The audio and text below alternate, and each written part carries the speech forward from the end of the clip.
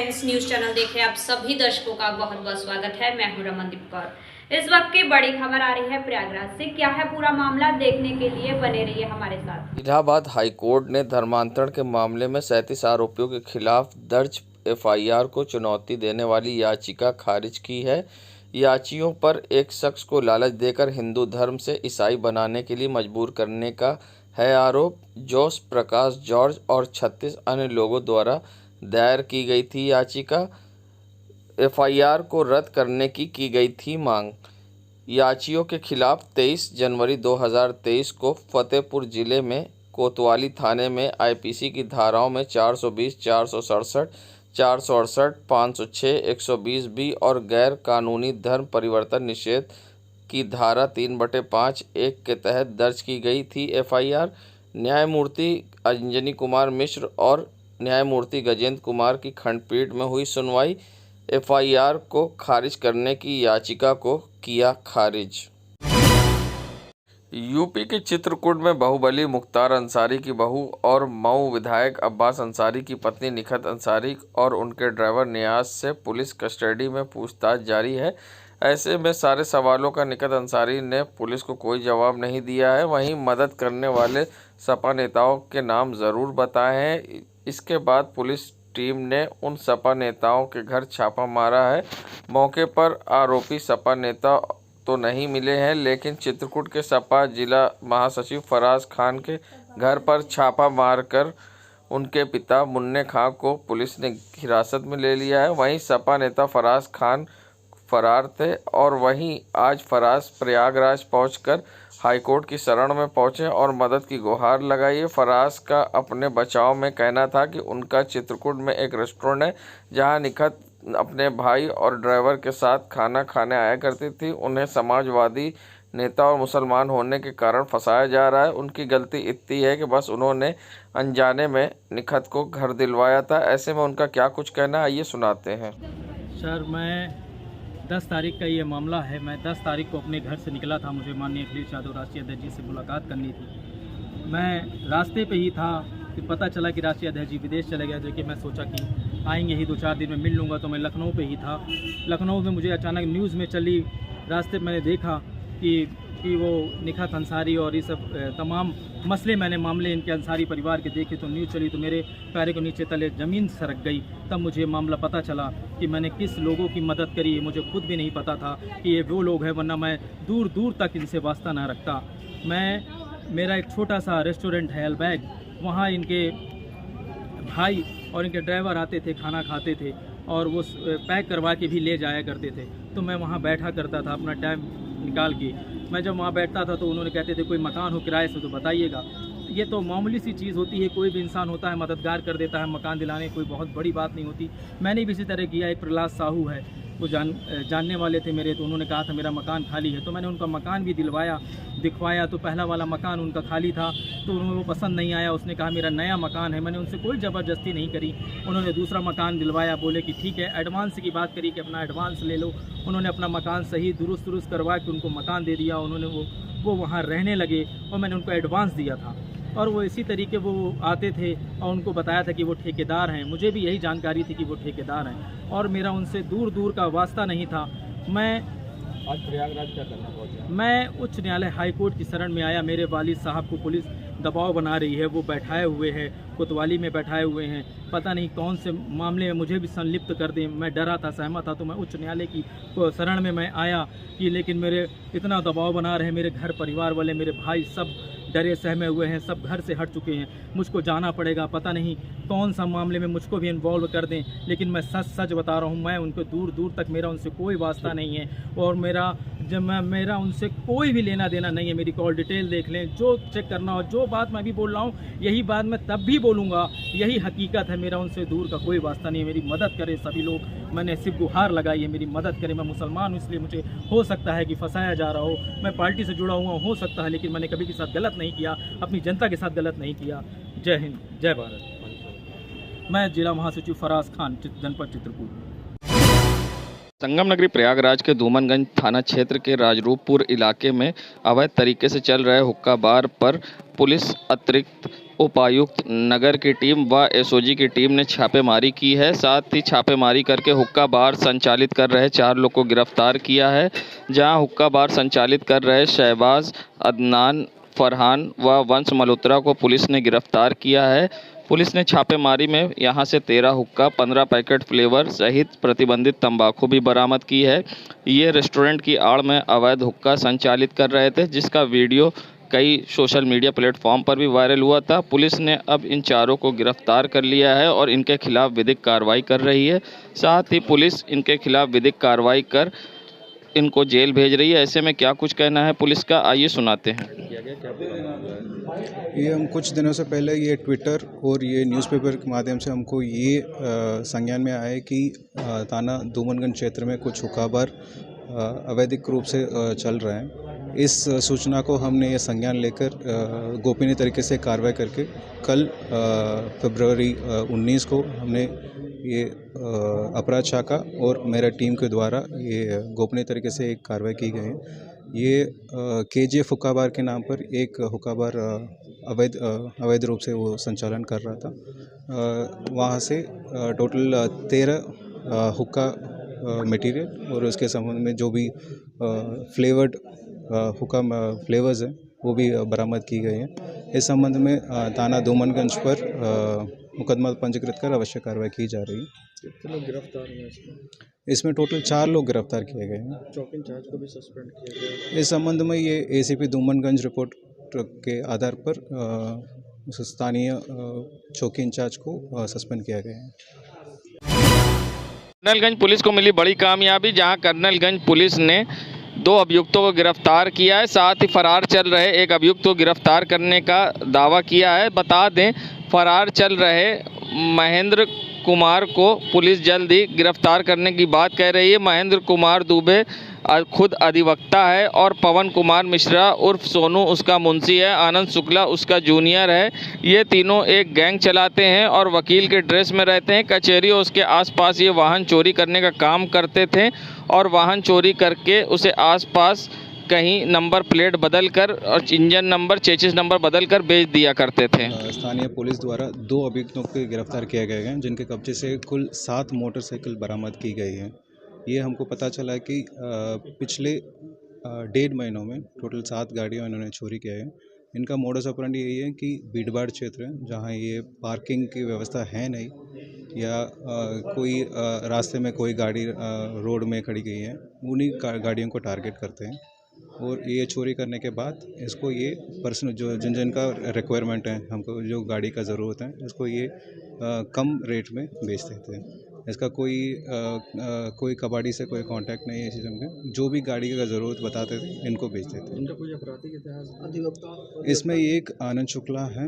इनका पहले 2019 में NDPS एक्ट में वो जेल जा चुके हैं और एक और अभियुक्त फरार है, उसका नाम महेंद्र कुमार दुबे है।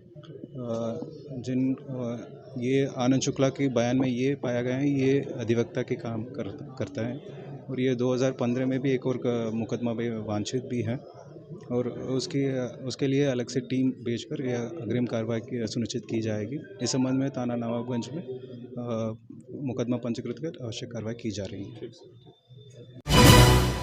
संगम नगरी प्रयागराज की नैनी पुलिस के हाथ लगी बड़ी कामयाबी, जहां नैनी पुलिस ने 7 अभियुक्तों को वाहन चोरी करने वाले किया गिरफ्तार। गैंग के ये 7 लोग कम उम्र के हैं और अपने महंगे शौक को पूरा करने के लिए चोरी की घटना को अंजाम देते थे।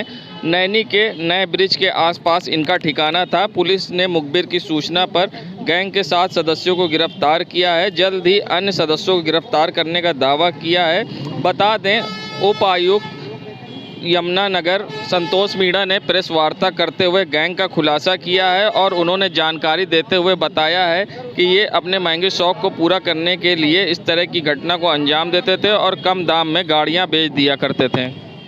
किस तरह से गैंग चोरी की घटना को अंजाम देते थे? कहाँ से बाइक बरामद हुई, कितनी बाइक बरामद हुई, इनका क्या आपराधिक इतिहास है? ये थाना नैनी में एक बाइक चोरी की गैंग का पर्दाफाश किया गया है, जिसमें 7 लोगों को गिरफ्तार किया गया है। इनके द्वारा जो बाइक चोरी की गई हैं उनमें 20 पूरी बाइक और 1 आधी कटी हुई बाइक बरामद की गई है। ये शहर के विभिन्न थानों तथा नैनी थानों से बाइक की चोरी के जो बाइक हैं वो विभिन्न मुकदमों से कनेक्ट हुई हैं और ये 19-20 की 21-22 की रेंज वाले सभी साल के रेंज वाले सभी लड़के हैं और इनके द्वारा पहले कोई इस तरह का आपराधिक इतिहास नहीं पाया गया है। बाकी और विभिन्न थानों में पता किया जा रहा है और ये बहुत ही अच्छा काम हुआ है जिसमें पुलिस आयुक्त महोदय की तरफ से पूरी टीम के लिए 25,000 का इनाम भी घोषित किया ये गया। बाइक जो चोरी करते थे कहाँ? ये ज़्यादा पढ़े लिखे नहीं हैं, 5वीं 6वीं तक मैक्सिन में पढ़ाई की है। ये बाइक चोरी करके उसका नंबर प्लेट वगैरह हुलिया चेंज करने के बाद दूर दराज के गांव वाले इलाकों में 4-5 हज़ार रुपये में बेच देते थे, जिसे आपस में ये लोग फिर बाद में बांट लेते थे। संगम नगरी प्रयागराज, जहां फाफामऊ के गरीब परिवार के रहने वाले सुरेश ने अब खो-खो टैलेंट लीग में नाम प्रयागराज का रोशन किया है। बता दें, सुरेश मनरेगा के तहत मजदूरी करते थे और जब उन्हें खो-खो फेडरेशन की टीम ने चयन किया, उनके बारे में जानकर उन्हें प्रशिक्षण दिया और जिसके बाद उड़ीसा की टीम में उन्हें खरीदा गया और सबसे बड़ी बात, खो-खो टैलेंट लीग में उड़ीसा की टीम विजेता हुई, जिसके बाद अब सुरेश की चारों तरफ तारीफ हो रही है। और सुरेश प्रयागराज के रहने वाले हैं। किस तरह से उन्होंने मजदूरी के बाद भी खो-खो में अपना नाम रोशन किया और साथ ही प्रयागराज का भी नाम रोशन किया है, ऐसे में क्या कुछ कहना है सुरेश का और रविकांत खो-खो फेडरेशन इंडिया के कोऑर्डिनेटर का, आइए सुनाते हैं। सुरेश, आप एक नीचे के पावदान। सबसे पहले मैं श्रेय देना चाहता हूँ खो-खो फेडरेशन ऑफ इंडिया को कि जिन्होंने मेरे ऊपर बहुत भरोसा किया और मुझे जो मैं आज 6 महीने पहले था वो मेरी लाइफ बदल गई, क्योंकि मेरे ऊपर काफ़ी कि हर एक चीज़ से पूरा सपोर्ट कर रही है KKFI और हमें बहुत अच्छा मौका दे रही है KKFI खेलने के लिए। लीग वगैरह भी चालू हो गई है, तो सबसे पहले मैं धन्यवाद करूँगा खो-खो फेडरेशन ऑफ इंडिया को। आप मनरेगा में मजदूरी करते थे, आज आप कहीं? जी सर, मैं ज़मीन से कि पहले से काम करता था, पर किसी ने ध्यान नहीं दिया, तो श्री रविकांत सर का ध्यान पड़ा हम पे, कई पदाधिकारियों का ध्यान पड़ा जिन्होंने मेरे बारे में काफ़ी सब कुछ सर्च किया। उसके बाद मैं खेलने में बहुत अच्छा था। इसका कि 2-3-4 साल से कोई ध्यान नहीं देता था, तो सर का भी बहुत श्रेय है कि मैं आज इस मौके पे हूँ कि मैं आज ये बता सकता हूँ कि मैं अल्टीमेट खो-खो प्लेयर हूँ। और मैं सर यही संदेश देना चाहता हूँ कि अब आने वाली पीढ़ी जो है सर बहुत मजबूत है। KKFI पूरे हर एक राज्य में बहुत सपोर्ट कर रहा है, खो-खो को बहुत बढ़ावा दे रहा है। लीग चालू है, अभी एशियन चैम्पियनशिप भी होने वाली है, तो इसमें खिलाड़ियों का बहुत फ़ायदा होने वाला है। और जो मेरा नाम सुरेश कुमार और मैं प्रयागराज से हूँ। जो होने जा रहे हैं उसमें भी इस गेम को मान्यता दी गई है। सुरेश एक जीता जाता उदाहरण है खो-खो फेडरेशन ऑफ इंडिया की कार्यप्रणाली का। सुरेश मनरेगा में मजदूरी कर रहे थे, फाफामऊ के पास उनका गांव है और बहुत ही कुशल खिलाड़ी थे। उनकी तरफ नज़र नहीं थी किसी की। पूर्व में उनकी तरफ लोगों ने उनके परफॉर्मेंस को लेकर के, उनके आगे भविष्य को लेकर चिंतन नहीं किया और अपने ऊपर जिम्मेदारी का अभाव रहा लोगों के ऊपर, जो भी लोग जिम्मेदार थे। हम लोगों को इसके बारे में यहाँ लोकल लेवल पे और प्रदेश के अन्य जो खो-खो प्रेमी थे उनसे पता चला। हम लोग वहाँ पर गए, मिलने के बाद हम लोगों ने देखा कि उस बच्चे के अंदर कितनी प्रतिभा है और उस पूरी रिपोर्ट से हमने अपनी फेडरेशन को अवगत कराया। इसके बाद फेडरेशन ने निर्णय लिया, उन्हें हाई परफॉर्मेंस लेवल की ट्रेनिंग दी गई और 5 स्टार लेवल पे उनका प्रशिक्षण, उनकी न्यूट्रिशन से लेकर के उनकी टेक्निकल ट्रेनिंग और बहुत अलग अलग लेवल पे, वेरियस लेवल पे उन्हें ट्रेंड किया गया। और फिर वो दिन दूर नहीं था जब उनका सिलेक्शन अल्टीमेट खो-खो लीग में होना था। प्रयागराज ही नहीं बल्कि पूरे प्रदेश का नाम उन्होंने गौरवान्वित किया और उड़ीसा की जो टीम थी उसमें उन्हें बिड में खरीदा गया उड़ीसा की टीम में। और खुशकिस्मती इस बात की थी कि उड़ीसा टीम ही विजेता रही। तो उस टीम के हिस्सा थे प्रयागराज के सुरेश कुमार, जिन्होंने हम सबको गौरवान्वित किया है। और इसके लिए मैं सुरेश कुमार जी को, उनके कोचेस को और खो-खो परिवार के साथ साथ फेडरेशन के यशस्वी नेतृत्व को जरूर बधाई देना चाहता हूं कि उन्होंने हम सबकी रिक्वेस्ट जो है समझी और उसको एक उचित स्थान दिया। मैं रविकांत मिश्रा हूं, कोऑर्डिनेटर हूं खो-खो फेडरेशन ऑफ इंडिया की तरफ से उत्तर प्रदेश। संगम नगरी प्रयागराज में परेड ग्राउंड में 25 और 26 फरवरी को आयोजित होने वाली द्वितीय महाशक्ति शंखनाद को लेकर सोमवार को भव्य शोभा यात्रा निकाली गई।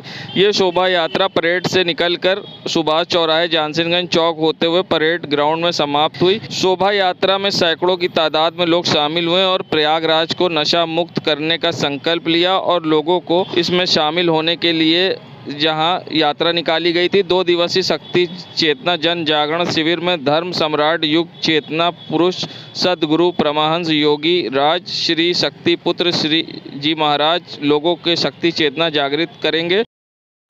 के संयुक्त तत्वावधान में परमहंस योगी राज शक्ति पुत्र महाराज के सानिध्य में द्वितीय महाशक्ति शंखनाद का कार्यक्रम 25-26 तारीख को संगम परेड ग्राउंड में होगा, जो धर्म राष्ट्र रक्षा मानवता की सेवा एवं जन कल्याण एवं नशा मुक्त भारत की आगे की कल्पना को लेकर वो रखा जाएगा।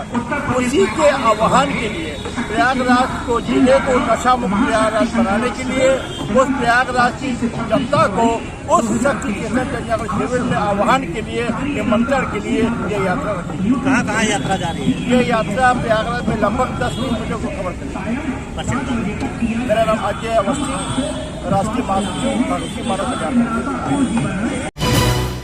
संगम नगरी प्रयागराज में बहादुरगंज स्थित हजरत शहीद मरत शाह रहमतुल्लाह का 2 दिवसीय उर्स मुबारक बहादुरगंज में स्थित दरगाह में अकीदतमंदों ने एहतराम के साथ मनाया। बाद नमाज फज्र कुरान खानी की रस्मों के साथ गुस्ल पेशी फातिहा और दुआ का एहतमाम किया गया, जिसमें मुल्क की सलामती व अमनो चैन की दुआएं की गई। फातिहा कुल और नात खानी महफिल समा कव्वाली के भी एहतमाम किया गया। अकीदतमंदों ने तबरुकात व लंगर हासिल किया और ज़ायरीनों ने अपनी मन्नतें मुरादें पेश की। इस मौके पर बड़ी संख्या में दूर दराज से आए हुए अकीदतमंदों ने अपनी हाज़िरी दी। ये सिलसिला देर रात तक जारी रहा। मुतवल्ली हामिद कुरैशी उर्फ पनऊ लाल ने बताया कि रिवायत सदियों से चली आ रही है और इस दरगाह की ख़ास बात यह है कि यहाँ पर दूध और मेवों से भरे गागर मिटकी चढ़ाई जाती है। मुतवल्ली हामिद कुरैशी उर्फ पनऊ ने बताया कि उर्स आए अकीदतमंद मन्नतें मुरादें मांगते हैं, दिल खुसूसी पूरी होती है और ऐसे में सज्जादगाह के उलमाए इकराम भी शामिल हुए। मुतवल्ली हामिद कुरैशी उर्फ पनऊ दरगाह खादिम असद कुरैशी शेरू हाजी अशफाक समेत काफ़ी लोग यहाँ पर शामिल हुए और फातिहा दरूद में शामिल होकर दुआएं मांगी। अपने क्षेत्र की खबरों को देखने के लिए डाउनलोड करें पब्लिक वाइब। जब डॉक्टर साहब आले की जगह हॉकी का करने लगे इस्तेमाल और तोड़ डाला बोर्ड। बता दें थ्रॉनिल रोड पर जहां चौकी इंचार्ज मनीष ने 20 सड़क पर पार्क करी गई गाड़ियों को हटाने के मौखिक निर्देश दिए थे, उसके बाद जहां डॉक्टर आदित्य आक्रोशित हो गए और व्यापारी अनिमेश के घर के सामने लगे नो पार्किंग बोर्ड को ही तोड़ डाला। जहां व्यापारी अनिमेश ने बोर्ड लगाया था कि सड़क पर नो पार्किंग के बोर्ड, क्योंकि गाड़ियां खड़ी लोग करके चले जाते थे सड़क पर, जिससे उनको घर में अपनी गाड़ी मोड़ने में समस्या होती थी और डॉक्टर साहब इस पर नाराज़ हो गए और भड़कते हुए हॉकी लेकर आए और बोर्ड को तोड़ डाला, जिसका वीडियो अब सोशल मीडिया पे वायरल हो रहा है। साथ ही व्यापारी ने मदद की गुहार लगाई है। ऐसे में क्या कुछ कह रहे हैं दोनों, आइए सुनाते हैं। करके गुंडे की दम पे ये नेम प्लेट तोड़ी है। ये मेरे राइट्स के अंदर था, इन्होंने मेरा राइट नहीं देखा, इसको इन्होंने। देश दुनिया की खबरों के लिए world media times news channel को सब्सक्राइब करें।